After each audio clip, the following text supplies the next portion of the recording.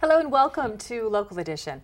I'm Leslie Leyton. Because of prison overcrowding, the state is planning to send thousands of inmates to our county facilities over the next few years. So with us now, State Senator Bill Emmerson to tell us more about this. Thanks for being here. Thank you very much. The first question that comes to mind is why? The second is, do we have room? And third, can we afford it? A lot of this extends from a federal court order to reduce prison population in California. And the problem has been that local counties are impacted quite strongly as well. And so the state has tried to work out what we call a realignment plan between state and local governments to resolve some of these issues. Local government, I don't think, is in any better shape to take on additional inmates into the prison system.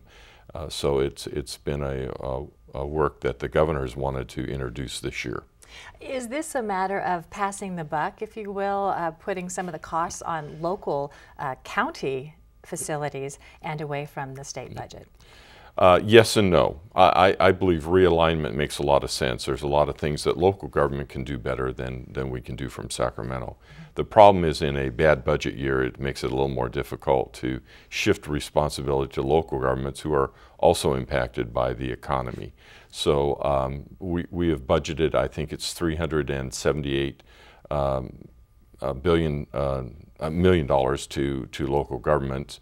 That will to help defray the costs, and that is money that we've only guaranteed for a one-year period. So ongoing, this is a difficult situation for local government to know if that money is going to be ongoing. What does it mean for local governments? How are they going to prepare for an onslaught of inmates who, they didn't really expect? Yeah.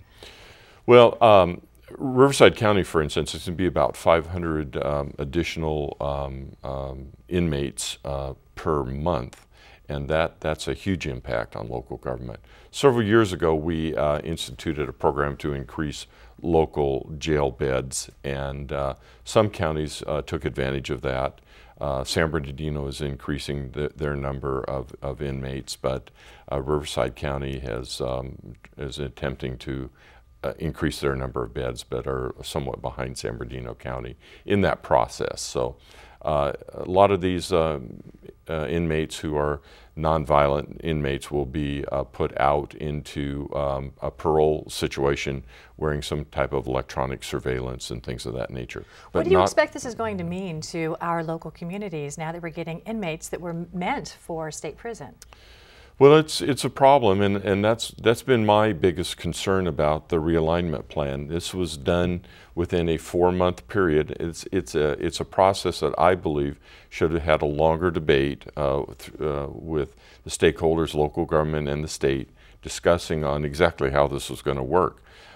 Since we passed that in the budget, we've already made 4 revisions to the realignment plan, and I think we're going to be looking at additional revisions as we get back in session. Now, is this going to solve the problem? Because it happened because of prison overcrowding. Are there more jail beds being built for prison inmates, for state prisoners, or is this going to be a permanent solution?